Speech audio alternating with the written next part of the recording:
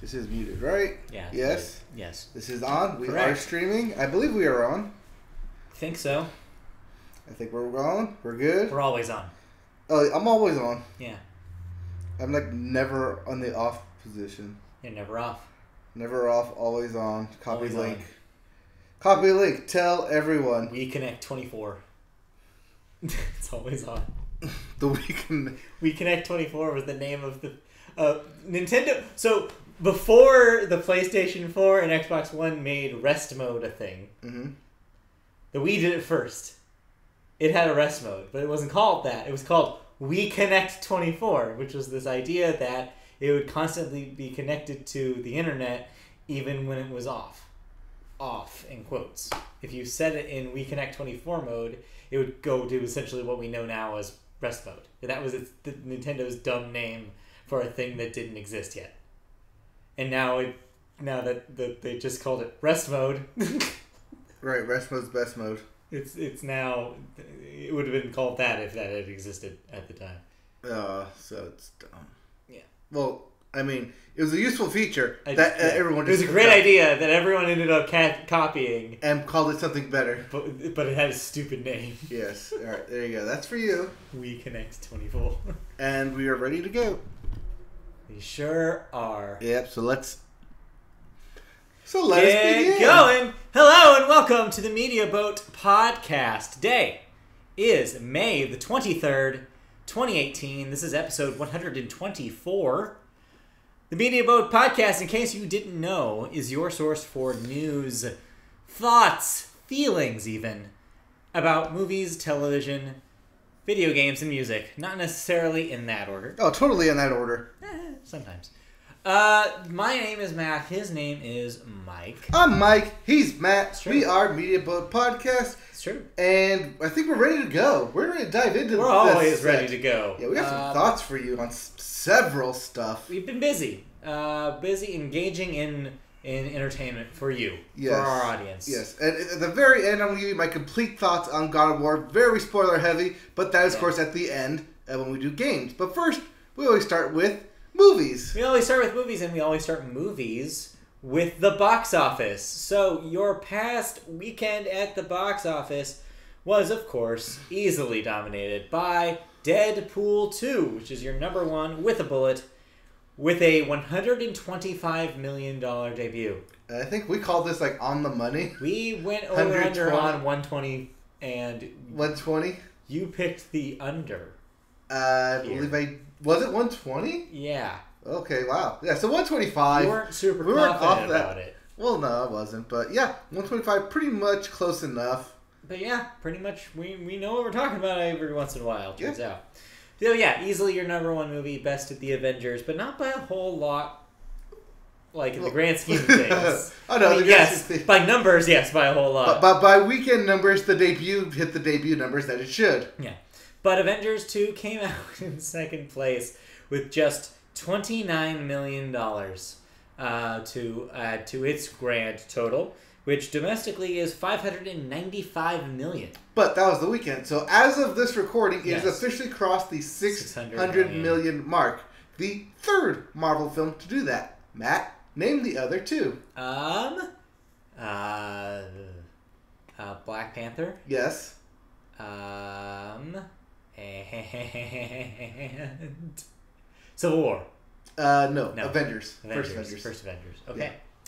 All right, cool. So rounding out your top five, here's the rest of the top five, aka the non-superhero movies on this list. Book Club, your Old Ladies Read Christian Grey. Read 50 Shades of Grey movie comes in with another $13 million. Life of the Party is your number 4 movie, That's dropping Melissa down the McCarthy. list. And finally, Breaking In at number 5 with just $6 million. I don't know what that is either.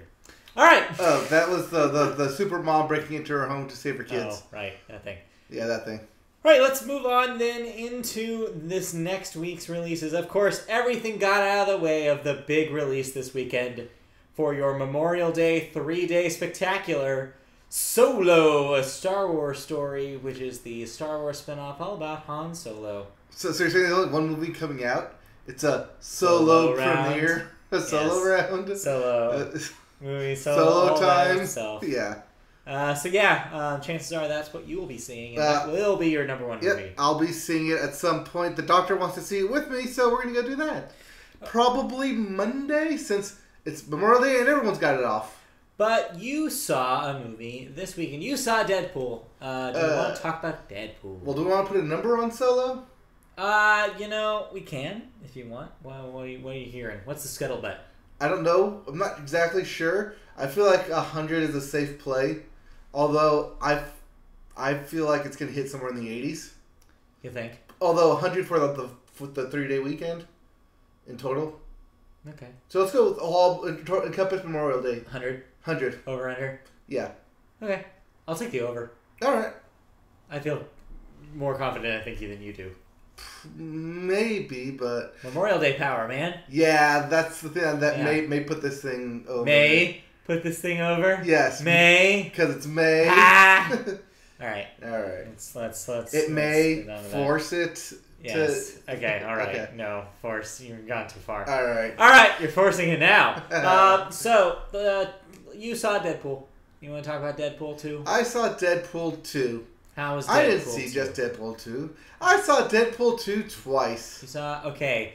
So you definitely know how you feel about Deadpool 2 at this point. Yes. So how do you feel about Deadpool 2 at this point? I still feel very meh about it. That seems to be the vibe I'm getting. So when we watched Deadpool 1, I said that this film wouldn't exist without X-Men and Logan and everything like that, because all those jokes and meta commentary are basically melded in with the Fox Marvel universe.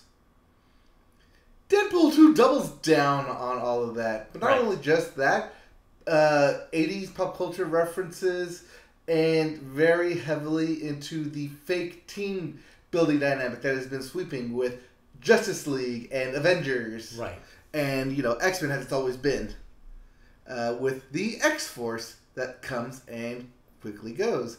This film is... I can't give this thing a good review. Yeah. I saw it twice and I was bored the second time around because... Well, one, I already saw it, but two, it just didn't capture me like the first one did. The first one was just something special because it was unique, something you hadn't seen before. But when you start breaking the fourth wall constantly, it ceases to exist and ceases to remain the gimmick. Right. Because that's what Deadpool as a character is. It becomes basically like, is this just 2 hours worth of references and not really a movie anymore? Right. Yeah. So I'm curious about something. So I think a fair comparison to a similar kind of situation, at least for me this year, Ready Player One. Okay. How does this feel in comparison to that? How much prior knowledge? Because I feel like both of these movies require a lot of prior knowledge to really enjoy. Ready Player One plays into the nostalgia of the 80s, of anyone who has a general understanding of pop culture. Just pop culture and 80s pop culture references. But it's not needed to understand the plot. Same thing with Deadpool.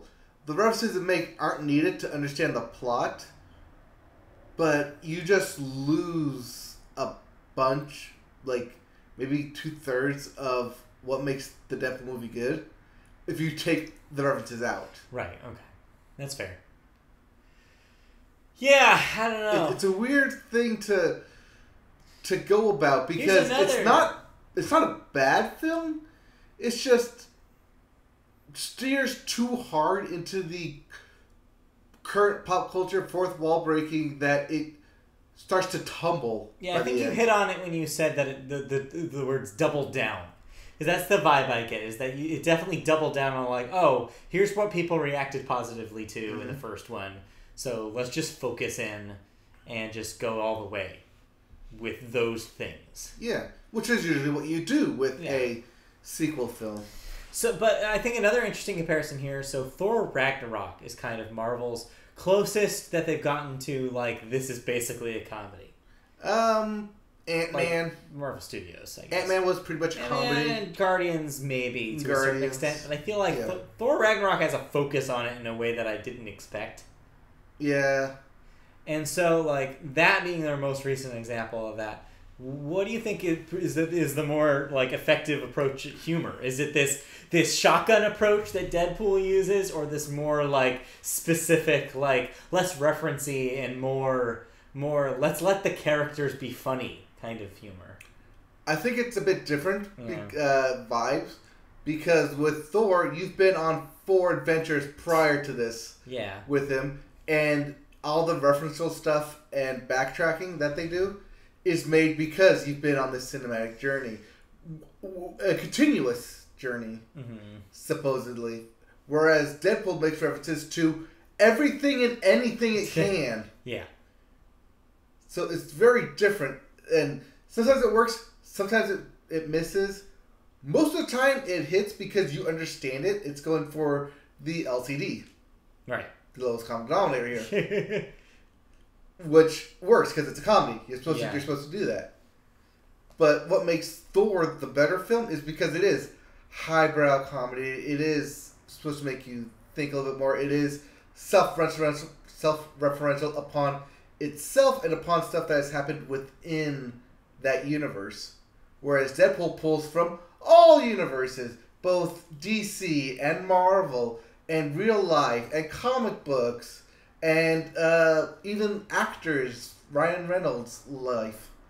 So it's very spray and pray and just everywhere in terms of his comedy. So there's something in it for everyone, is what I'm trying to say. But because there's something for everyone, it never focuses on one thing. Sounds like you're saying it's too broad. Yeah. It's too broad. Yeah, that's a tough one. It seems like, but it seems like people who are looking for that kind of thing will be very satisfied. Well, because, it's so broad that you'll enjoy it. Yeah. But you're not going to appreciate it much like the first Deadpool. Sure. It's not, and plus it's not as surprising because it was such a new thing. Yes. Also, Thor is better than all. Thank you, Doctor. Thank you, Hemsworth is better than all. Fair enough. All right. I think we've said a lot of words about Deadpool. Yes. So on the patented media vote scale, what do you think?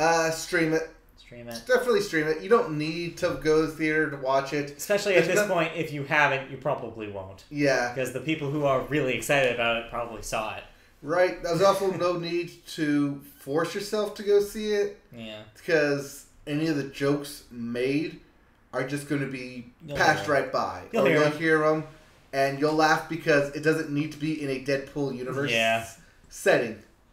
Yeah. And that's the thing about those types of jokes is they can be made anywhere, so why are we making them here? Yeah, a little bit. All right, let's move on then from Deadpool to a different kind of torture. Yes, the number 6 film on the box office. Let's talk about Show Dogs. Okay, so this is the Will Arnett film that also premiered this past weekend. Show Dogs. Like you're kind of like a Best in Show kind of dog show. Except the dogs are animated and they talk. Yeah. Or they're real life, but they're like Scooby-Doo animated. Well, about that, so some people aren't super happy about how the dogs and certain other things are portrayed in this movie. Note specifically the National Center on Sexual Exploitation and none other than our friends over at PETA. So, let us remind you that this is, of course, a children's film. A PG-related film. Alright, so what have they taken issue with, you ask? What have they taken issue with, Matt? Thank you for asking. The movie contains, quote, this is, I'm guessing, from the National Center on Sexual Exploitation. Yes. Essentially a sextortion scenario. Yeah. Yeah, and a textbook sexual abuser move. Apparently what they're referring to is that there are multiple scenes where the dog character must have its private parts inspected, in which the dog is uncomfortable but is told to go to a, quote, zen place, unquote, and will be rewarded for withstanding the discomfort. The filmmakers responded to these claims in a statement, saying that the dog show judging was, quote, completely accurate, as done at shows around the world. But they also apologized to any parent who feels the scene sends a hidden message but that was definitely not their intent. Right. Distributor Global Road is stepping up and recutting the film, which will be available in theaters this weekend. Yes. The recut. So the recut is available this weekend. Yeah, it's kind of weird. This is a weird place because they're dogs, they're not people, but it is a kids' film, and kids are very impressionable. Also, if you're supposed to be like the kids are supposed to be seeing the dog characters as kind of the main characters of this film, right? Then they don't read it as different. They don't read it as not only this that, is a dog. but they take it as voice actors. The main dog played by Chris Ludacris Bridges. Thank you for his full proper name. Yeah. Otherwise, it's Ludacris. Legal name. Otherwise, it's just Ludacris. Yeah, I mean, he is definitely ludicrous. Yeah. But yeah, it's weird because I think if they weren't talking and just did like the animated like facial eyes, you may get away with it. But because you do have the dogs talking to one another about going to a Zen place and it being a verbal confrontation. Yeah, I mean, it's just a weird. First of all, it's a kind of a messed up thing to have in your movie. Yeah. So I'm glad that they're kind of taking it out. It's just the bad choices were made in this movie in all sorts of ways. It sounds like. So Will Arnett, what you doing? Yeah, this isn't also the first time we've had a PG film with adult or overzealous ideas. If you recall, we had Peter Rabbit with the. You're all over the place with vocabulary right now. By the way, I'm just letting you know. You're just. I'm trying. I'm really trying not to correct you. I'm like, it's hurting me. Go ahead. Anyways. Yeah. All right, so let's stop talking about that story. Don't go see Show Dogs. I actually thought about going to see Show Dogs. Don't go see Show Dogs. Don't give them money. See what this was. Let's move on and talk about good movies because the Cannes Film Festival happened. Oh, yes. The awards that were given out happen annually at Cannes were presented by jury president Kate Blanchett, Ava DuVernay, Kristen Stewart, Denis Villeneuve. Denis Villeneuve. Thank you. And Chang Chen with help from Gary Oldman and Roberto Benigni. Winners this year of the competition include Shoplifters, a movie by Hirokazu Koreeda, won the Palme d'Or. Yes, that's a film about a family who's come into wealth, but then secrets start to get out about how they acquired said wealth and have to try and stick together. So this is your big winner. That's the Palme d'Or. Yes. Black Klansman, which we talked about last week briefly, by Spike Lee, the new Spike Lee joint. Yes, we mentioned that trailer is out right now, so you can watch it, get your own opinions, but that is the Grand Prix winner. Grand Prix. Cold War by Paweł Pawlikowski. And I guess won the director prize. Yes, well, the director's specific prize for his black and white take of a blooming romance during the Cold War era in Russia, the Iron Curtain. And a special Palme d'Or went to famous director Jean-Luc Godard. It's damn Godard. Still making movies. Godard yourself. Wow. You know how I feel about Godard. Yeah, we're very opposite with that. Yes. So there you go. Those are your future blockbusters right there. You can say I'm breathless. You're breathless in your lack of defense. Yes. All right, let's move on to the next story then. Warner Bros. The big Warner Brothers are making moves. They're making moves to the tune of $50 million as they've made a deal for the film rights to In the Heights. If that sounds familiar, you might be a fan of Hamilton's Lin-Manuel Miranda, as that, of course, is based on his Tony-winning musical from him and Allegria Foods. Don't know how to say any of those names. Go ahead. The film was originally at the Weinstein Company, but as you might have guessed, quickly rebuked the rights following the scandal. The play, in case you don't know, follows a bodega owner in Washington Heights who strikes it rich and plans to leave until the pull of the neighborhood and the people in it give him second thoughts. John M. Chu, previously from Step Up 3D, Now You See Me 2, will direct. But no word if Lin-Manuel Miranda himself will return to the starring role that he originated in the Broadway I think he'll return to the role if he gets good reception from his role in the upcoming Mary Poppins film. Yes, we'll see. If he does well in that and people accept him as an actor and not a Broadway star, then you may see him in more films. Though don't expect this to happen anytime soon, though, because this obviously isn't. This might not see production for a while. Yeah. Because it's important to note here that Hamilton itself has also been optioned for a film years ago. Right. So that hasn't happened yet. So think about the pipeline here. It's going to take a while. Of Lin-Manuel Productions. Lin-Manuel's going to be busy for a bit. So don't get your hopes up. He's always kept himself busy. Yes, he has. Plus, he's also doing more work for Disney. Yeah. So, yeah. Okay. Last story about movies is about one of our favorites here on the Media Boat podcast, the badass known as Idris Elba. Yes, Mr. Luther. Idris Elba is getting behind the camera now for a modern retelling of Victor Hugo's The Hunchback of Notre Dame. But who's he going to play? Well, it'll be on Netflix before we get that. And Elba will play Quasimodo. I say bad casting. Yeah, I know. He's too attractive. He's too attractive to play a hunchback. And produce music for the film. Yeah, that's got me weird. He's going to produce the music for this. I didn't know he was a musician, but of course he is. What am I talking about? He probably does all sorts of things.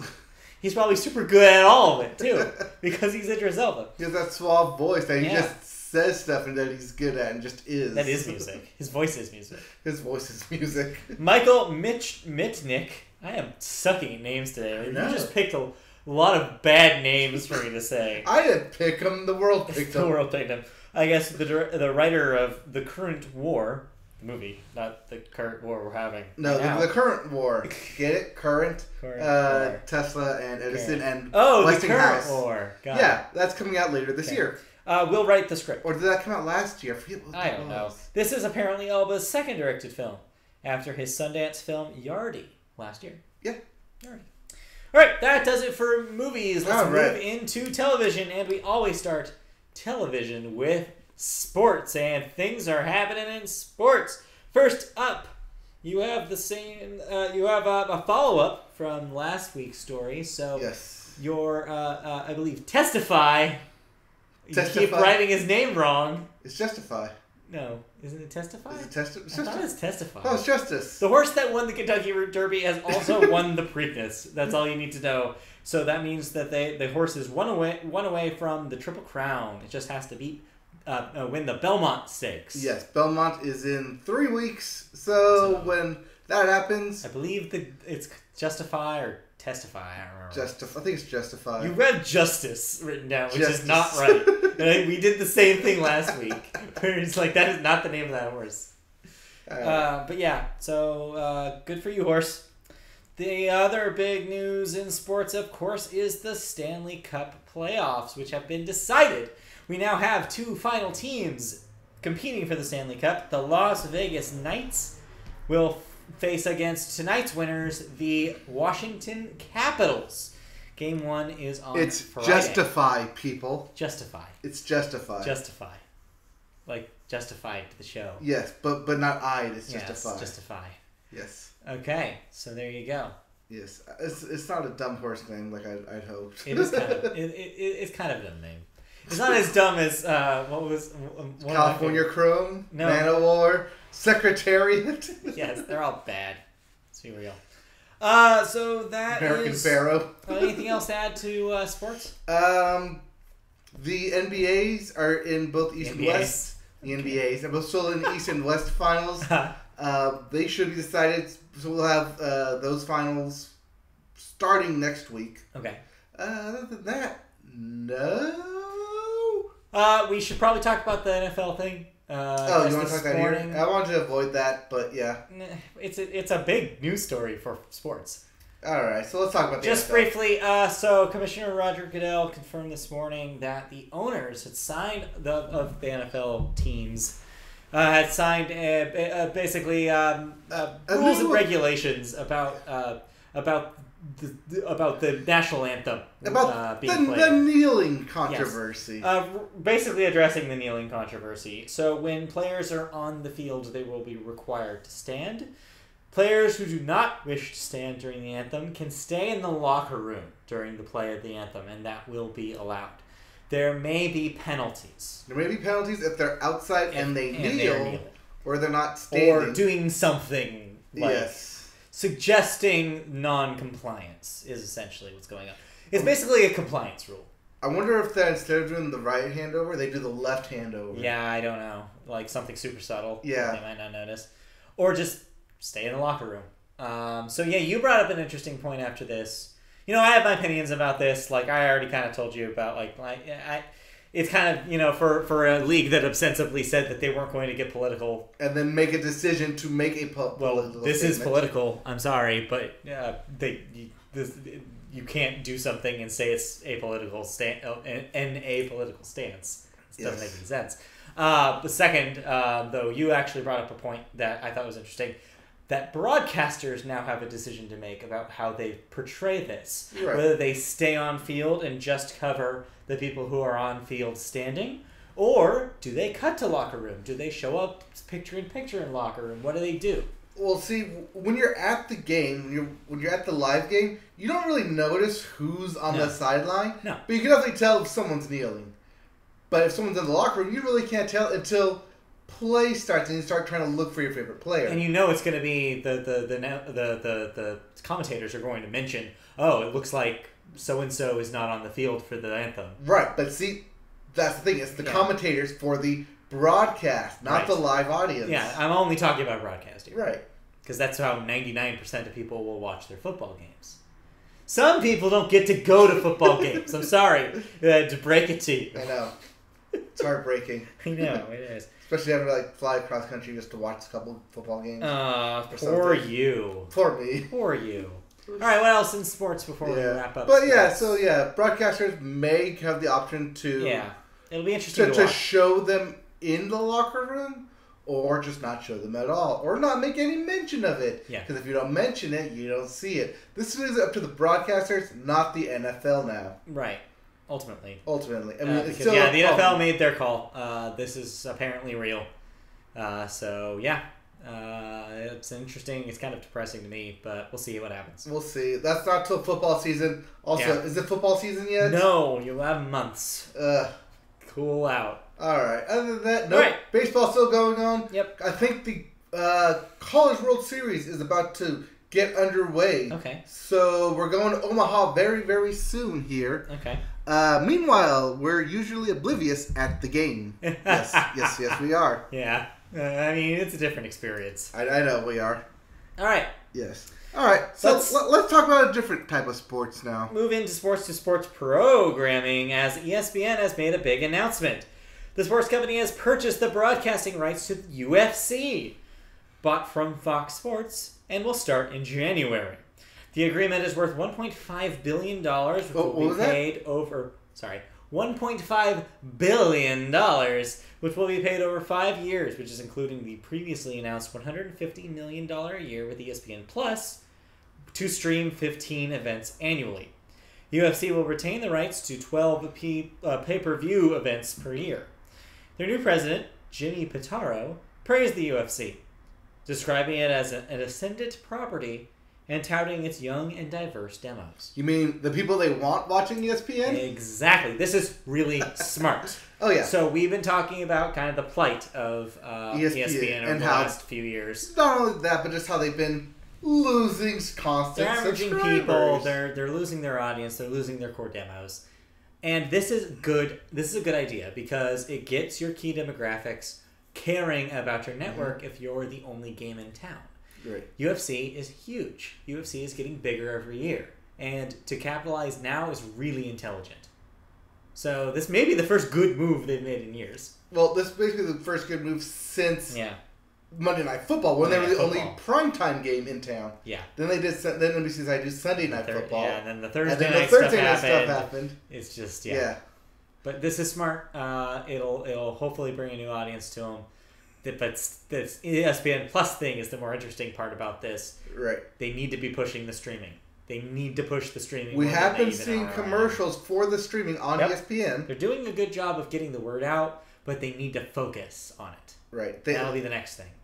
they need to turn us into subscribers or us into using it. Right. You know, just so the person making you aware of it is the first step, but you need people to actually subscribe to it or, you know, become a user in it. Yeah. And that is the big option. Or the big elephant they're trying to conquer right now. Right. Wait, what? The The elephant they're trying to conquer? mountain in the room. No, you're getting... I was going to say, you're getting some weird mixed metaphors going on here. All right, let's move on to from an aging network to an aging network measurement. I see what you did there. So, if you know anything about television ratings... And I know a lot. Well, I mean, besides us. We literally went to school for that.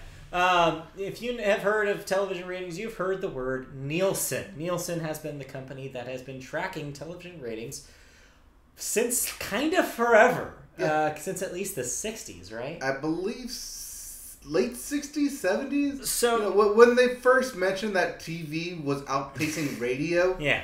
This is how they did it. The Nielsen ratings basically took over. We could go in and explain exactly how Nielsen works, but we don't have time for that. So what I'll tell you is that audiences. Yeah, it's basically how media companies figure out who's watching what, whether that be the networks or people who advertise on the networks. Well, some people think that maybe its time is over, and some people are Turner Broadcasting, as executives over there have announced their intention to go all in on audience targeting by encouraging media buyers, the buyers who buy ad spots, right? That's my reading of this. Yes, the ad companies. Yeah, the ad companies, essentially, to maybe stop paying so much attention to Nielsen and pay attention to other things. Turner's president, David Levy, touted the new era of media, I think you mean, and proposed... Well, era is spelled like era. Era, the new era of media. Oh, did I just have ear? You have the word ear. Oh, that's why. Era, the new era of media, and proposed retiring the old ways of the Nielsen television metrics. He highlighted shows that may not have the Nielsen metrics they want, but have a high social media and video on demand presence. Now, this is other bigger than the recent Brooklyn Nine-Nine cancellation. For sure. So basically, this kind of follows some trends that we've been following here on the podcast. Mm-hmm. Television is not seen live anymore, not nearly as much as it used to be. In the past decade. In other ways. People are watching via streaming services. People are watching video on demand services. People are recording it. Like I said, the past decade or so, recording TV and watching it when you want has become the norm. That is the way people engage in television. Right. So the Nielsens are kind of by default kind of outdated because it's based 100% on people watching live. In the past couple years, they have added any type of video demand or streaming, anything that was recorded but it's like a separate within chart. a week. But yes, that is a separate chart. And only counts for that week, not any amount of time it's played over and over again. So it's a different game. So basically what Turner is saying is stop thinking too much about who's watching your programs live, because that's not where television is watched anymore. Mm-hmm. Get with the times and think about, social media coverage. That matters too. What are the shows people are talking about at the most volume? You pointing out the recent talk about Brooklyn Nine-Nine is important, because Brooklyn Nine-Nine probably got canceled by Fox because the ratings live weren't there. Yeah. But clearly the internet loves it. And if the internet loves it, that's your proof right there that people love your show. Mm-hmm. Fox could have dodged a bullet if they had paid more attention to that. Not only just talk on social media, but YouTube clips, what's being shared, what's being liked, and driving people to those channels.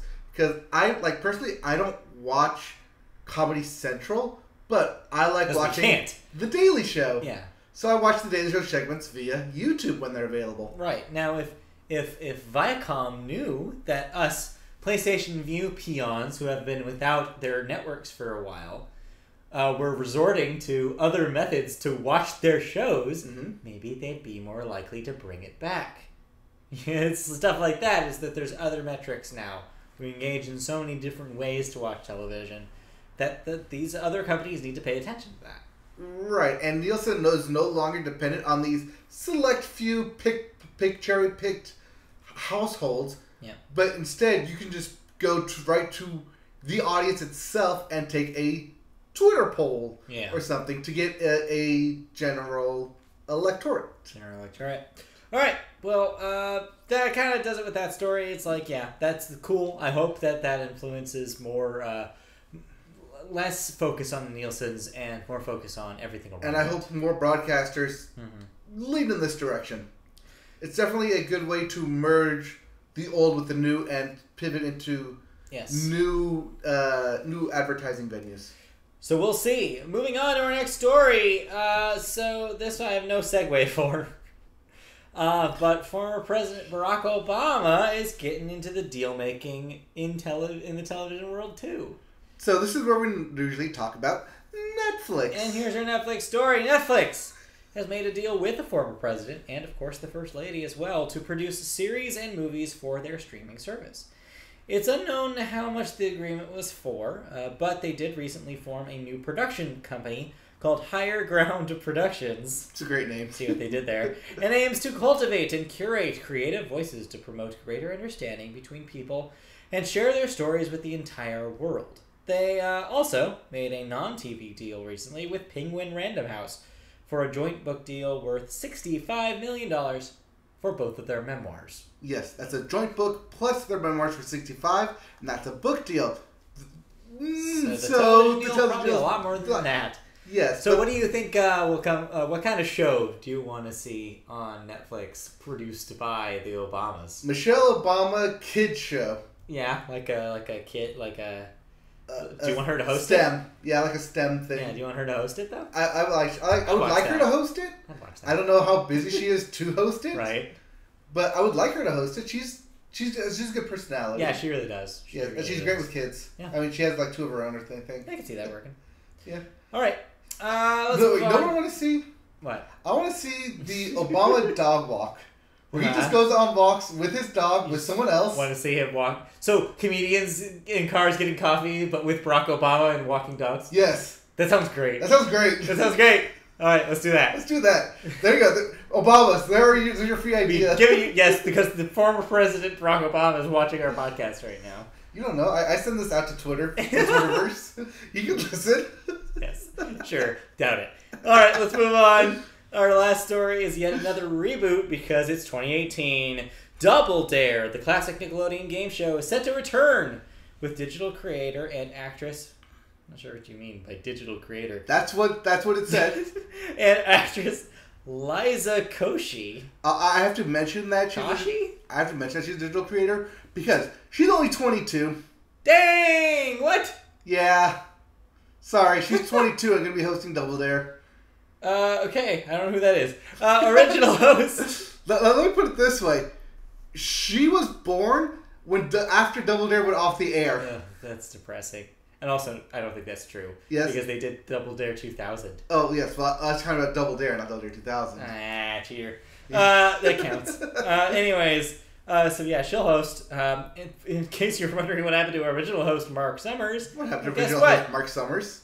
Glad you asked. He's returning as a color commentator to the challenges, sharing his knowledge and expertise with the fans each episode, as well as serving as an executive producer, because of course he is. He's a voiceover. The new show, Double Dare, will premiere Monday, June 25th, just a month out, at 8 p.m. Pacific. Well, it's taped to live. It's live to tape, so they can do instant shows as much as they want. Double Dare. Yep. I probably won't watch that. I'll watch one episode because on Nickelodeon and get that, I think. All right. Let's. That's it for television news. So let's talk about some television we've been watching. We have 3 shows to discuss real quick here. You just finished the first season and only season of NBC's Rise. Ah, yes. All right. What do you think about Rise? So when this thing first premiered, we watched the first episode and commented on it. How I don't see this going past the season. Well, I was right. Yes. Let's get that out of the way. Second point here. There's no way they could make a continuous thing out of this because that means the characters have to learn the same lesson every semester for every play. You have to produce a new play every season. and the play has to be controversial. Parents have to hate it. There has to be something big and bombastic that will threaten the school somehow. Right. And that is a lot of drama thrown into this thing, which doesn't need to be there. And I mentioned that when this thing premiered, that everyone has drama, but nobody needs to have all that drama. Yeah. I know they're in drama, but they don't need that much drama. They don't need it. Are you saying that they should save the drama for their mama? They should save the drama for the stage. Oh, okay. But yeah, also for their mamas. Except for one mama who is the drama. Oh, the mama is the drama. The mama is the drama. Oh, mama. Which I kept looking like, you're supposed to be the mom here. You're acting like one of the teenagers. Role reversal and making the kids like grow up when they're like younger than they're supposed to. Whatever. Yeah. But yeah, I'm glad this thing got canceled. Not only just for my sake, but just for everyone's sake, that they don't have to sit through an hour of teenagers being teenagers because they're teenagers. Yeah. We had this with Glee, but at least that had some humor with it. So, always down on his luck, Josh Radnor needs to find another show. Yeah. Which, this isn't Josh Radnor's fault. It's really none of the cast's fault. No. It's the... it just seems like a concept. It's all the writers, but it's the concept. Yeah, it's the concept that just didn't have legs. Yeah. Yeah. That's disappointing. So don't go see Rise. Don't go see. I act like it's a movie. Don't stream Rise anytime soon. Yeah. You won't. Unless you're one of the weird people who collects one season DVDs collections. Yeah. Then there's no need for this. This thing is gonna be gone and out of people's minds. And then they're looking like, oh yeah, that was a thing, wasn't it? Remember Trio, that cable network that was just canceled shows? Really? Yeah, do you not remember this? No. Oh, Trio is hilarious. Trio is this thing, I forget, it was like the same consortium that I think that ran like Bravo and like stuff. I think it was a Comcast joint. But yeah, anyways, it was launched. It was like their tagline was brilliant but canceled, and their whole thing was like, we're gonna show you shows that were canceled before their time, and like that was their programming. So it was just Firefly on repeat? There's this really funny bit in Tina Fey's book Bossy Pants where she says the joke about 30 Rock during its first season was, it'll be the best pilot ever shown on Trio. Because they thought they were going to be canceled. Yeah. Because there was no way that it would last. And yet here we are. episodes later. But yeah, anyway, sorry. Look it up. Trio. Anyways. So we also watched the season finale of American Idol. The ABC reboot of American Idol has ended its first season. It will be back next season, as we talked about. It did get the redo. But man, was that wow, a disappointing season. So we have name-dropping Lionel Richie. Yeah. We have Stop Hitting on the Contestants, Katy Perry. And No One Cares Luke Bryan. So yeah, we started calling it the No One Cares Luke Bryan show because, man, he said nothing of importance in the entire season of the show. Nothing he had to say was enlightening. Nothing, and I would probably extend that to the other judges too. It's like the judges didn't help. They weren't negative really. There was a lack of criticism. It was too here's positive. What you did. Here's what you did good. Yeah. I like this. Do more of that. Yeah, and not like, well, what if you change this? I like this, but this part needs work. No, it was, this was good. Do this. Do more of what's good. I'm not saying that every judge should be Simon Cowell. I think that sometimes Simon took it a little too far too. I'm definitely not saying that is what you should aim towards. All I'm saying is that you have to be honest with these kids, because egos. I mean, not just that. It's just because that's otherwise you're not doing the job of being a judge on this show. But that's not like even close to the real problems with the show. Like, as soon as voting started, all the good people were kicked out. The America Votes is a problem that has been a problem since American Idol started. The one good thing they did was that it went live coast to coast. Yes, that was cool. Kind of following the Saturday Night Live kind of trend right now. Because let's do now both. There's no need to do a live tape. Because it gives another reason for somebody to watch live. Right. But it was good that they moved it to Sundays to do that live. Yeah, I just thought it was a boring season. A boring person won, even though I liked her. She was boring, and she's not really necessarily the person you would think would win American Idol. No. But then again, kind of none of them were. But that's what's going to happen when you eliminate 3 people a show. So yeah, also I think just the structure. They need to think about the structure again, because it seems really quick, and I get that they were trying to make it closer to The Voice in structure. Right. Which makes sense because The Voice is quicker. But also, there's 2 seasons of The Voice every year. I'm assuming ABC is going to keep American Idol annual. Or not just a spring show? Yeah, it's a January show, typically. Yeah, it's January. It's always January to... Usually May. May, yeah.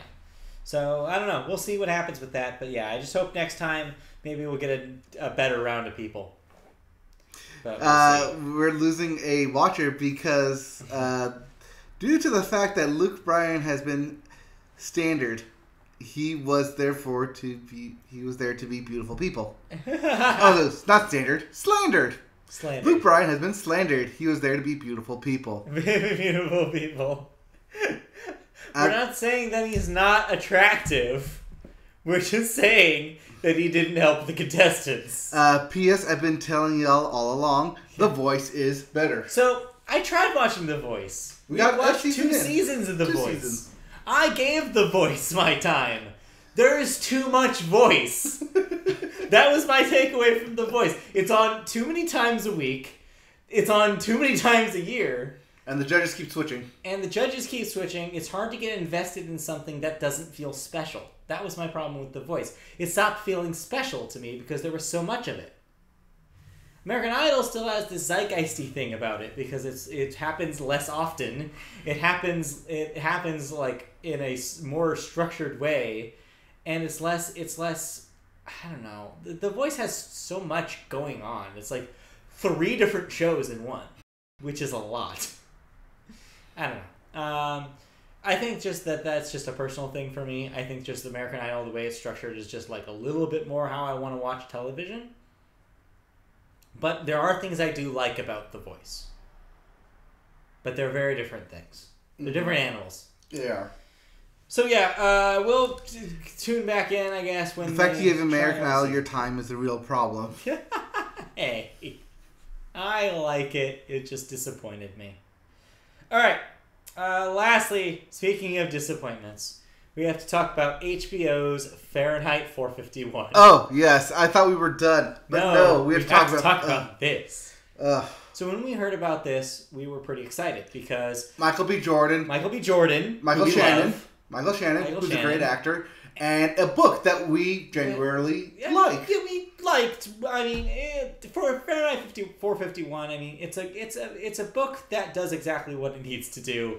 It's, Ray Bradbury is a very straightforward science fiction author. Mm-hmm. You either like his stuff or you don't. He's not complicated. And that book is not complicated. No, but it's good. It gets the message across. It's a great intro to that genre, especially if you're an elementary school kid, reading it in 6th grade. It's great for that age. So, a story like that, timeless, right? And it could kind of maybe comment on what we're going through in society right now. There's ways you could tie it in. This is none of that. This is not, Michael B. Jordan is not charming in this. The story is adapted so strangely.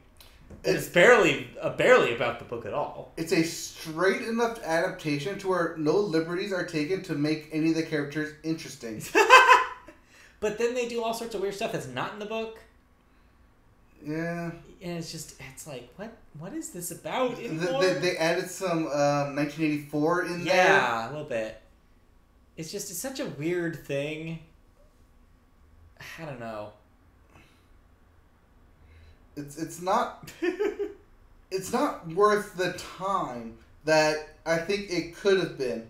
The characters are very bland. Michael B. Jordan, he's a great actor. I like him. He's going to win an Oscar someday.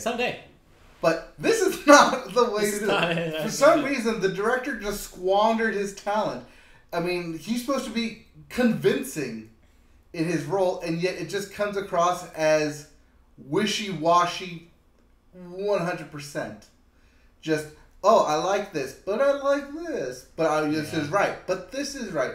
But this is what I am. And that makes for a compelling character if you bring the performance out of the actor. Right, but that didn't happen. That didn't happen here. This was very much a straightforward performance. Nothing interesting. I felt bored watching Michael B. Jordan. Yeah. And I never feel bored watching Michael B. Jordan. It was super boring. The script was really bad. I cringed at a lot of the dialogue. Yes. It's just, Just skip it. Don't even bother. If you like the book, there are better adaptations. The key elements from the book are there. Like, the big...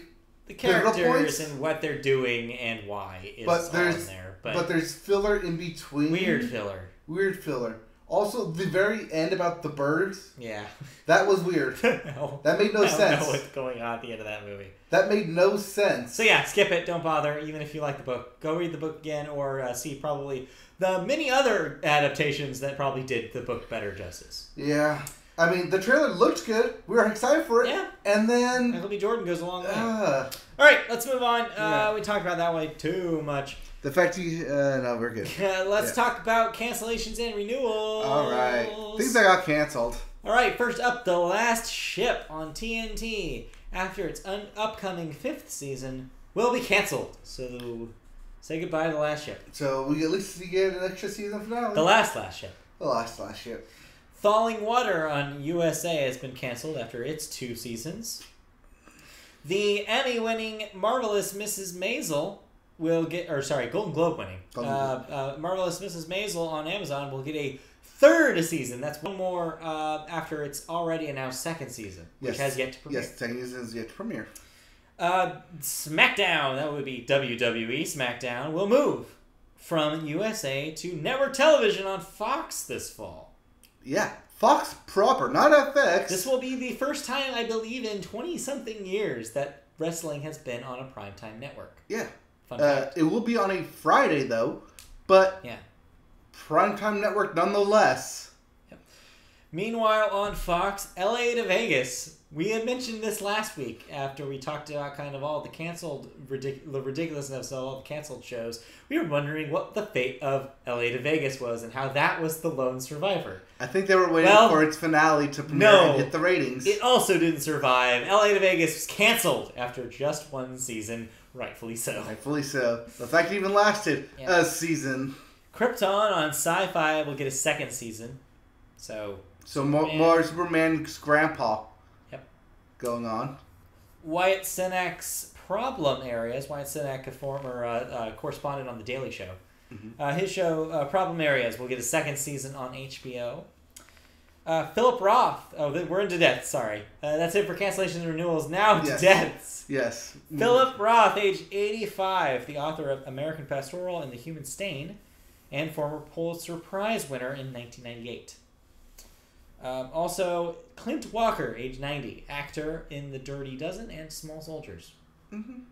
Okay. All right, that does it for deaths. Moving on to music, we of course start music with the Billboard charts. And time to see who's atop the Billboard. Is it still Childish Gambino? Guess what? You are right. This Is America is still your number 1 song in the country in America. This is America. This is America. No, that's not how it goes. Number 2, Nice for What by Drake. Number 3, God's Plan by Drake. Number 4, Psycho by Post Malone featuring Ty Dolla $ign. Number 5, Meant to Be by BB Rexa. I don't think this moved. Meant to be. I don't think any of that moved from last week. Some things moved in the top 200 after your albums chart. Number 1 is still Beer Bongs and Bentleys for the 3rd straight week by Post Malone. Why? Number 2, though, moving up the charts, thanks to concert sales, is Beautiful Trauma by Pink. Yay, ticket sales.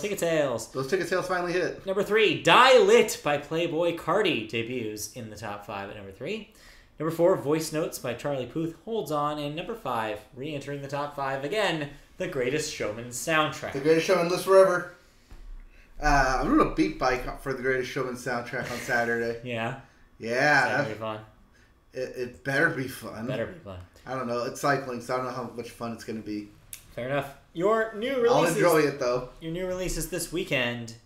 Chad Valley with Imaginary Music. I don't know how you hear that.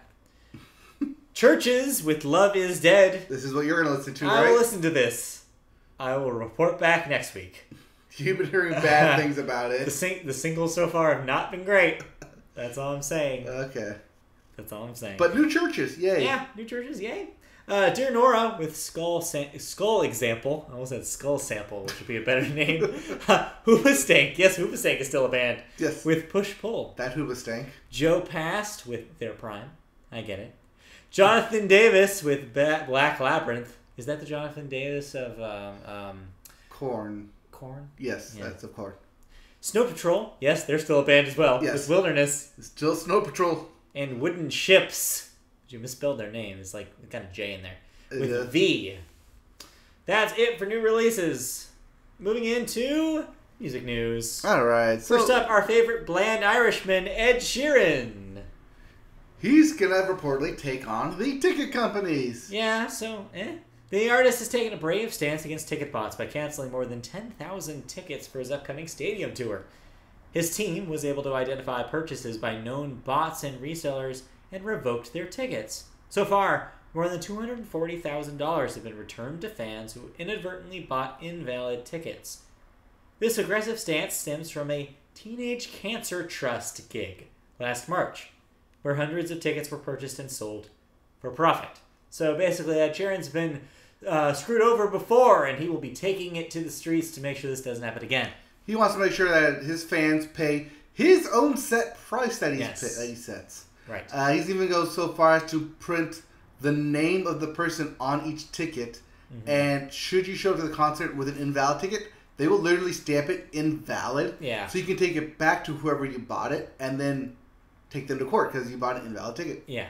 No, it's smart. Refund. Smart stuff. I mean, we've been talking about Ticketmaster for a while. Not just Ticketmaster, but Ticket bots. Ticket bots and talking about ways that artists are doing it. So yeah, good for Ed Sheeran doing something important. Yeah, this is a good stance. Hopefully more artists take this kind of stance. It's doing something. And or we'll see more companies try and, Yeah, we'll see. Another company taking a stance, of course, was Spotify with its introduction of its new hate content and hateful conduct policy last week, which we talked about. Yeah, we talked about R. Kelly basically getting the promotional shaft. So yeah, he has been. R. Kelly was removed from promotional material, as previously reported. Well, all of this policy change has come into the crosshairs of a feminist group called Ultraviolet. They are asking the company to go further and make moves towards others in similar situations, such as, this is their list, Eminem, Nelly, Chris Brown, Ted Nugent, the Red Hot Chili Peppers, and many more. I can definitely see the Chris Brown part in here. Yeah, I can see the Eminem too. Yeah. And the Nelly. While all of the performers on this list have either been accused or admitted to be doing terrible things, Spotify is left to make the decision ultimately about whether they ban them. Right. And no decision has been made yet. Yeah. But it does bring up the interesting concept of double standards. I mean, you can't police everyone, I know. That's the thing, is that Spotify's in a tough spot here because they can't literally go through literally every artist on their platform to determine whether or not they've earned the right to stream. It's like that would be a vetting process that would be impossible because of how many artists are on Spotify. Yeah. So I think, yes, realistically, the bigger names, like some of the people on this list, probably all of the people on this list, being honest, yes, Spotify should take that into consideration. But you're right that to be able to decide every single artist and whether they have the right to be on the service would be super limiting, and that will not happen. Well, because as soon as you go into that, then you realize that every rapper has committed murder or something other like that. I don't know if that's fair, but I think what we're getting, I know. it's also dangerous here. We don't necessarily want to get into the slippery slope conundrum here. We're not saying that it's if they do this, they'll have to do this. And it's a little more complicated than that. Spotify as a service is kind of like YouTube as a service. There's so much on it that policing all of it is just, I don't know how you can do it. They should. We're not saying they shouldn't. It's just, man, it's going to... Right, and then where exactly do you draw the line? Yeah, and ultimately that's for Spotify to decide. I think they're good on a case-by-case basis. Yeah. Moving forward. For now, yeah. I think moving forward, now that they have this set up, anyone who breaks this moving forward, then they can do that. Yeah. But to like backtrack everything, it's going to take too long and going to piss off a lot of people.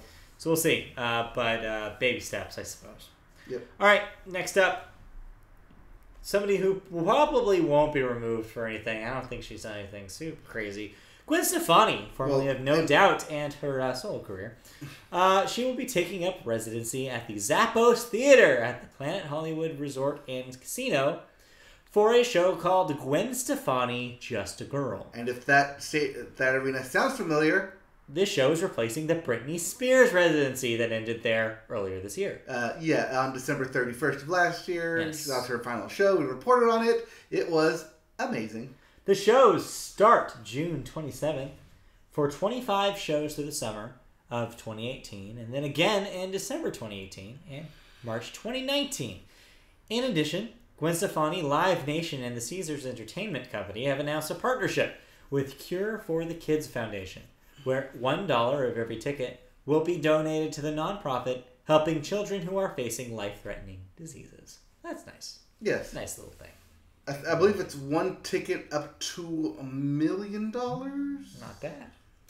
So I think, or it may just be one ticket of it all. So if you're a fan of Gwen Stefani, and I know some people who are, go see her in Vegas. That's pretty cool. Yeah. She is also still a mom with 3 kids of 11, 10, and 8. My question is, will Blake Shelton be there? Yeah. We'll see. He may pop up for a show. Maybe. I don't see why he wouldn't. I don't see why not. Like, of the 27 shows, I'm sure one of them he's bound to pop up. Yeah, bound. But, that's as long as they're still, dating. Yeah. All right, let's move on. Last story in music is about Kinda Heaven. Perry Farrell, the frontman of Jane's Addiction and Porno for Pyros, has a new venue in Las Vegas, partnering with Caesars Entertainment. Did you get this from the same story? Kind Heaven is being described as a $100 million 5-story venue featuring multiple musical stages, 40 food stations, yes, bars, and alleyways, offering the best of Southwest Asian culture, music, food, danger. Literally says danger. Exoticism and spiritual enlightenment. Danger! Yes. So this thing will not only include pickpocketers, yes. Oh, God. Yes, pickpocketers, but also holograms? Pickpocketers? Do they give them your money back after they steal it from you? I don't know. That's terrifying. Why would you want to be pickpocketed? I know, right? But there'd also be holograms, as in holographic monkeys fighting. What the hell is this? I don't know what this is, but it sounds weird, dangerous, and yet I kind of want to check it out. I do not want to check it out. It's scheduled to open in August 2019 in the Link Promenade Shopping Center. Yeah. Right now those are just a bunch of random shops, but I guess they're going to turn that into an actual Kinda Heaven 5-level experience. This is where that big Link makes me think of Disney wheel Quest. Is. Remember the high roller wheel? Yeah, that just makes me think of Disney Quest. Yeah. Remember Disney Quest? Vaguely. Disney Quest is the indoor theme park that they tried to launch in Orlando. That was like arcade games and stuff. It was where you could ride the Aladdin magic carpet thing, where it was like actually you're sitting on a magic carpet.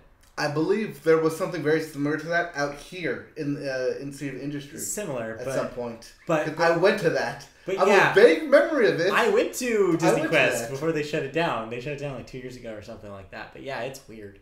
That thing's weird. Yeah. I remember they were promoting Tarzan Treehouse. Something like that. Something like that, yeah. Alright, moving on. So that'll be it for music. Let's move into video games. And new releases. First up is new releases. We have, for this week, Mega Man Legacy Collection 1 and 2. So that will be coming out for the Switch. Those games are already available on PS4 and Xbox One. State of Decay 2 comes out on Xbox One. You can, I believe, play it free if you have Xbox Game Pass. I believe so. Or free, for subscribers. So $10 a month. Right. Disco Dodgeball Remix, which sounds like fun, on there. is out for PlayStation 4 and Switch. Dark Souls Remasters finally released on PlayStation 4, Xbox One, and Switch. And lastly, your big release, unfortunately, for the week is Detroit Become Human on PS4, which we talked about last week. Yes, that will be out on Friday. So you can pick that up on Friday. Yep. We'll at some point play it over the weekend. I'm gonna Redbox it. We'll see. For a day. Yeah, we'll see. See if we can get to it. Yeah. All right. Our first story on video game news is about Overwatch, because of course it is. But this is a good story. Yes. For the month of May. It's a feel-good story. For the month of May. Get it? May. Yes. Overwatch. May. You can get your hands on an exclusive pink skin, not for May, but for Mercy, that will benefit the Breast Cancer Research Foundation in its fight to cure cancer, with 100% of the proceeds going to the foundation. In total, they've raised already just under $10 million from skin purchases, Overwatch Store t-shirt exclusives, and Twitch stream donations. So, good job, Blizzard. Yes, good job. And good job on choosing the Breast Cancer Research Foundation and not the Susan Komen Foundation. Yeah. Yeah. They did their research there, didn't they? They did their research there. All right, next up in video game news, Fortnite. Because if we talk about Overwatch, talk about Fortnite. And since we're talking about giving away a bunch of money, Epic Games will be providing $100 million in esports tournament prize pools in the first year of competitive Fortnite play. There is no current competitive structure or eligible platforms to meet yet, but details will be arriving in the coming weeks. Epic Games plans to be more inclusive and focused on the joy of playing and watching the game. Right. This will be a Season 2 as part of their launch of Season 2. Like we said, no word yet on what the structure is, but they just made a general blase announcement of $100 million the upcoming season. Yeah. So, if you're one of the few to actually win a Fortnite game, it could actually turn into money. What do you know? So people who care about competitive esports and Fortnite, tune in. Yes, and if you've been able to win a game, congratulations. Good for you. Good for you. However, moving on to some sad news, Best Buy will be retiring their Gamers Club program. They will not be accepting new members for both the free Gamers Club membership and the Gamers Club Unlocked membership. If you were a member of this promo, it allowed you to save 20% off all games, anytime, any version.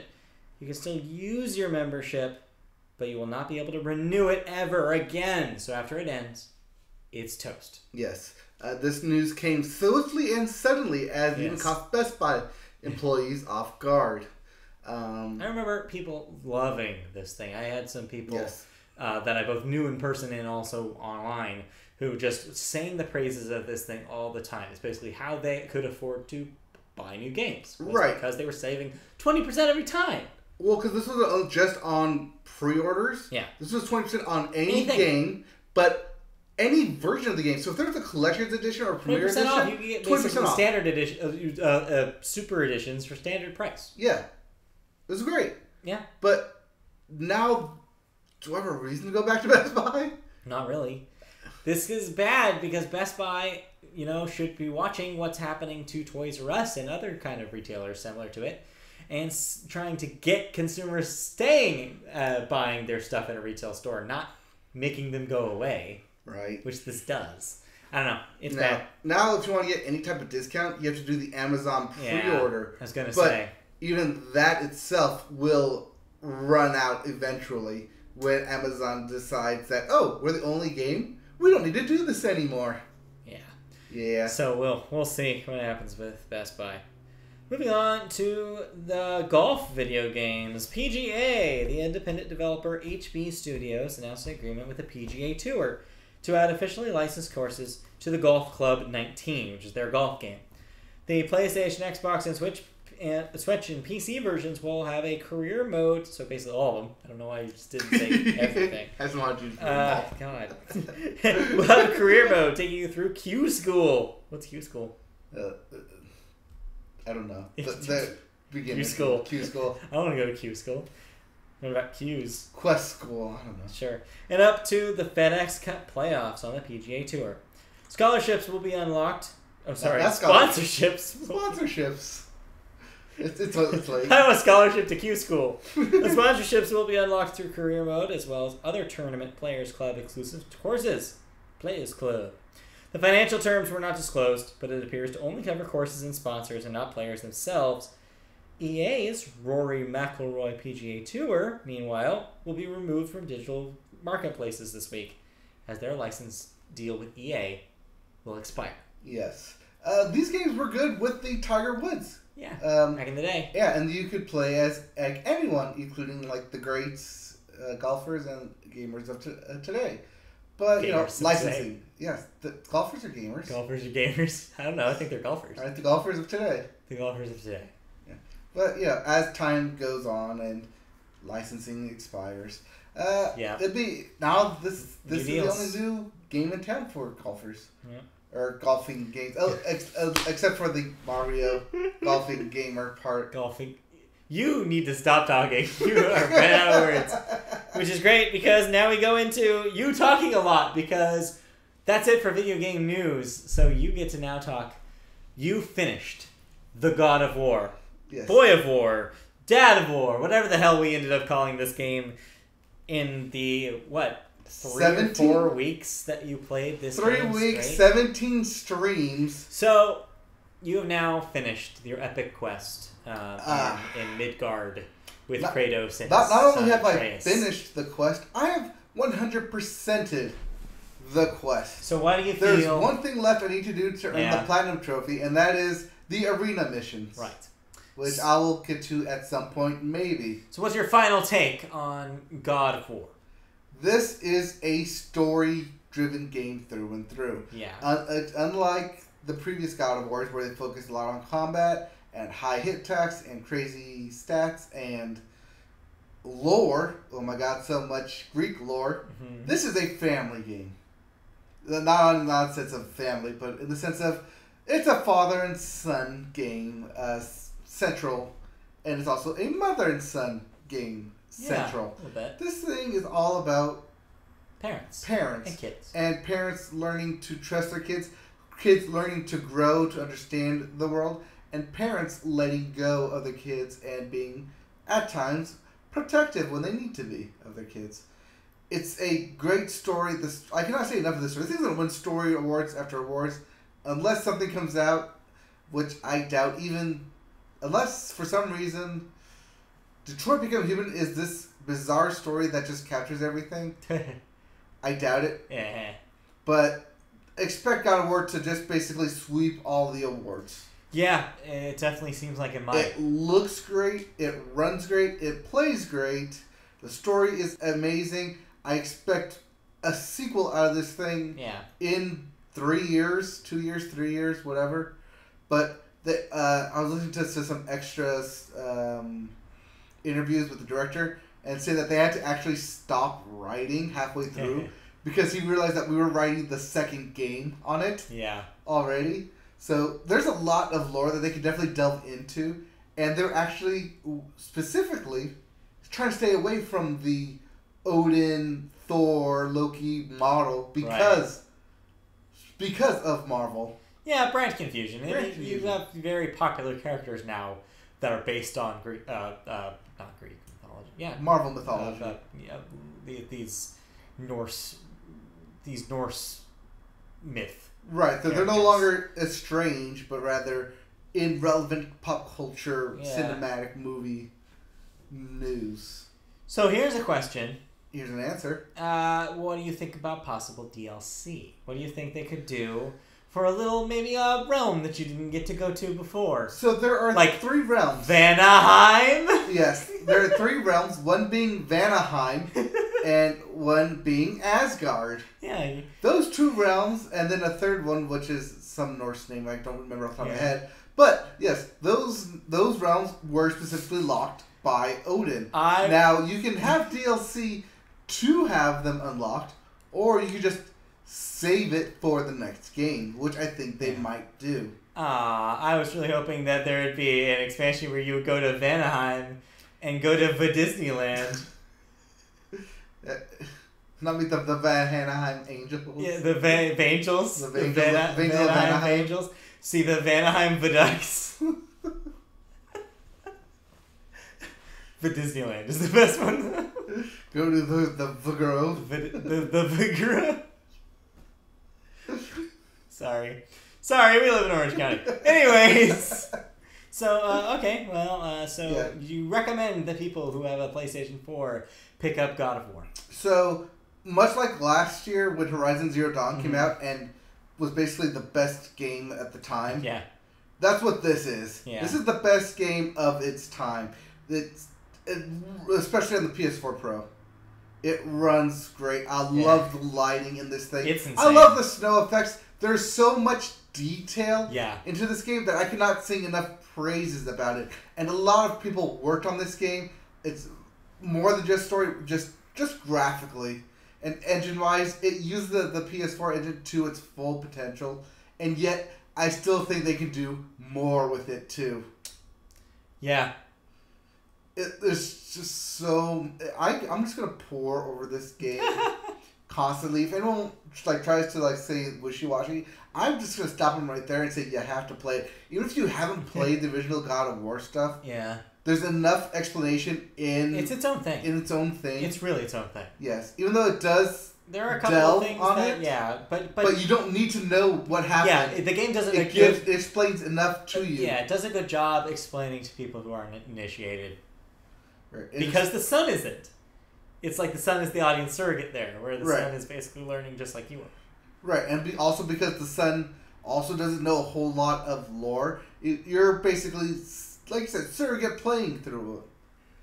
Even though you're playing as Kratos. You mean... Yeah, you're playing as Kratos. Yes, you're playing as Kratos, not as boy. Boy.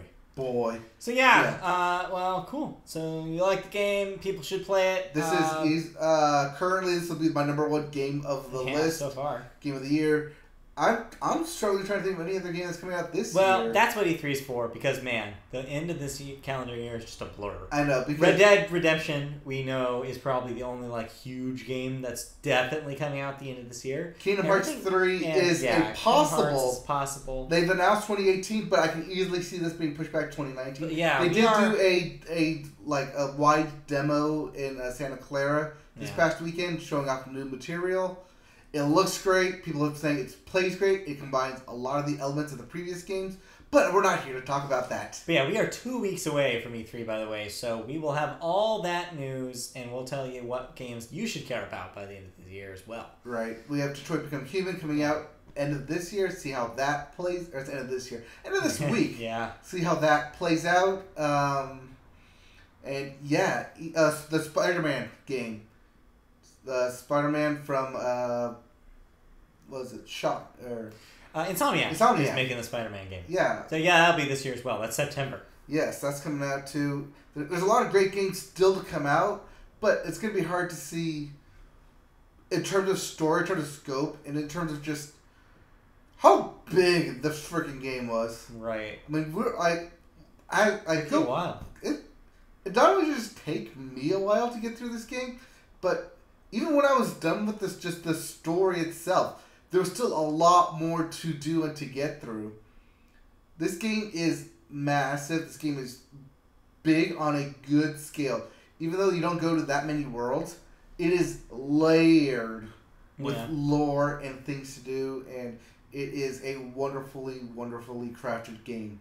I love the puzzles in it. The puzzles are smart. I love the game mechanics. Like I said, there's not enough I could say that I love about this game. As for anything that I didn't like about the game, yeah, I'm struggling to pull teeth here. And that's not just because I'm a fan of God of War. Yeah. But they were able to reboot this franchise in a fresh new take, in a fresh new world, and tell a great story in a game setting that you don't need to know what was going on. Mm-hmm. It gives you everything. It tells you everything. It even tells you if you want to learn more, here's extra lore for you. So it'll be really interesting. And they definitely leave it off with a good teaser as to where this game can go. There's definitely a big spoiler at the end of who the kid's identity is. At the very, very, very end, when you actually get back home, you are greeted with Thor. Actual Thor, and what turns out to be, or was hinted at, Ragnarok, which is a great place to take this series of this game. Yeah. Take it into Ragnarok. I would really much like to see that. What I would really like to see is take the second game, kill Kratos at the end, make the third game about the boy. The boy picks up the mantle. By that point, that could totally be the case. I could totally see that. Make the next game, skip a few years, age the boy up into teenage mode. Yeah. Teenage boy. Where you have all that teenage angst going against your dad. Yeah. Basically, have him find out that, like, he killed his mom or something. Like, he let his mom die, and now he has total resentment for him. Something like that. Yeah. Then dad sacrifices himself. Boy realizes he was wrong. Although, doesn't that kind of defeat the whole, like, moral of the end of this game, where it's basically like, no, they're not gonna continue that cycle. Like, they're better than that. Well, I didn't say dad boy kills dad. I said dad dies. I know, but you know what I mean. Yeah, the whole point of this game is to break the cycle. Yeah, and they did, and they successfully have. So yes. I don't think that'll happen. No. Anyways, okay, let's wrap this up. So yeah. But yeah, I could see boy killing dad, and then MacGuffin Resurrection happening. MacGuffin Resurrection, my new bad name. Yeah, it was a bad name. All right, so but yes, so let's wrap this up. So yeah, God of War, play it if you have a PS4. You'll probably enjoy at least part of it. Seems like a really well made thing. Yes. There's very few things to dislike about this game. You may get confused with like the random Norse mythology thrown around because it's a lot thrown at you, and you might get confused a lot with the names. Yeah. But don't let that stop you. Yeah. There's enough in this world to where you don't have to pay attention to names to understand what is going on. I mean, it definitely helps, but because it is video game logic, you don't need the names per se. Yeah. The characters are very different enough to where you understand everything. All right, fair enough. Okay, let's stop talking about that. Just real briefly, we also started Life is Strange Before the Storm this week. This was the game came out last year, though. Yeah, episodes. This is the prequel to Life is Strange, which we played and streamed for our Media Boat podcast. We aren't streaming this one due to technical things, but we're into the second of 3 episodes, 3 and a bonus episode. Yeah. Right now, so I'll let you know how I'm feeling about that as we kind of get closer to the end. But yeah, just started that. It seems to have some things that are improvement over the last one, some things that are definitely steps backwards from the last one. No time travel this time, so they had to basically create some new mechanics. The kind of sassy backtalk Chloe mode, as I call it, yes. is kind of a cool mechanic. Kind of makes you pay more attention to the dialogue, which is neat. I think that's really cool. But everything else is kind of just feels like it's kind of like a cheap imitation of the first game. And that's not necessarily its fault. There's only so much you can do with that kind of structure. Especially when you know where the game has to end up. Yeah. And that's the problem with a lot of prequels. They got the prequel problem. Yeah, it's where your characters, no matter where they are at the beginning, have to end up at this specific place because they have to be here in order for the next story, the story you've already played, to happen. But that being said, it has like narratively a lot of the same strengths as the first one did, where its strengths are in the personalities of these kids or I guess teenagers. And how they interact with each other and their relationships. The adults are boring. They're going to be boring because that's the point. The real story is with the kids, and I think it'll be interesting to see where this one goes. It's already gonna go in some places I didn't expect it to, which was the case for the first game. I mean, that was the story of the whole first game, which is like, man, that went some places. Yeah. This one doesn't seem like it's going into that dark territory yet, but I could be very, very wrong because, like I said, I'm only in the second episode of 4. The other thing is that Ashley Birch is greatly missed as Chloe in these games. I've been hearing a lot of Ashley Birch since I've been watching a lot of OKKO, and she's a main character in that show. Yeah. And so I'm kind of disappointed not hearing her. But from what I understand, the third episode, because it was recorded in time after the strike, she is involved. Right. The vocals, the actor's strike. Yes. Yes. That is kind of the other thing that I feel like I have to mention, because you have to mention it about this game, is that yes, technically this game was made with like labor, scab labor, essentially, and that's not great. Obviously, I wish that it wasn't, and it kind of does put a pallor on the game that I wish wasn't there. So that sucks. I know, but. Like I said, that third episode, I think the bonus episode, both have Ashley Birch involved. So I'm looking forward to hearing the real Chloe again. But yeah, I'll talk about that more next week when I get a little further in. Yep. Other than that, I think we're good. We haven't been playing a lot of games. We may get into Detroit Become Human. Maybe. We may stream it. We may not. I have yet to determine that entire process. If we care. If we care. Like I mentioned last week when I played the demo, it just seems like very confusing. Yeah. And if you want to get the full story, you may not get it on the first playthrough, and I do not want to do that. Yeah, no. So Alright. We'll figure that out. We'll figure it out next week. But for the time being, that will do it for video games, and that will do it for the Media Boat Podcast. So let's just plug away here. Let's plug away. Before I get to plug away, we're redoing our whole our sound system here. Yes. After this. Anyways, so you can find us here on YouTube every Wednesday night at 8 p.m. Pacific for the Media Boat Podcast streaming live. We stream live every Wednesday night at 8 on our YouTube channel. Just search Media Boat Podcast on YouTube and you'll find us. You can even click that little bell to get a subscription to our notifications, so that way you'll get notified when we go live. You can also find us on social media, which is another way you can find out when we go live. We're at MediaBoatCast on Twitter. We're on Facebook. Just search MediaBoat Podcast, like our page. We're on MediaBoatPodcast.com, which is our website where you can see all our writing. You can also find us on Apple Podcasts if you want just the audio version of the show, as well as our RSS feed can be plugged into certain podcatchers of all sorts to get it there as well. Also, you can help us out on Patreon. Patreon.com/MediaBoat is where you can donate to us as little as $1 a month. That goes towards creating even more better content for you guys. Also, exclusive content just for patrons. Lastly, you can find us streaming video games such as God of War or Detroit Become Human, maybe, on twitch.tv/MediaBoat. We will be live on that. The next time we play a video game, we'll let you know. Alright, that'll do it, because I am running out of words. Yep. If you want, when we go live, whether Yeah. it's streaming or whether it's Twitch gaming, we're on Twitter. Just Twitter. Twitter goes to everything. Notifies you. Yes. That's happening. I can't talk anymore. Alright. Alright. We have to go. Yeah, we're going to call We'll this. be back next week. Thank you all for listening. We'll be back next week with even more reviews. We'll have our solo thoughts, maybe some video game thoughts. You're going to have the church's thoughts. Yeah. And any other TV shows that ended. We'll have some things. I forgot to talk about MasterChef Junior. Oh, well, no one cares. Well, we'll be back next week. We'll be back next week. Bye. All right, bye.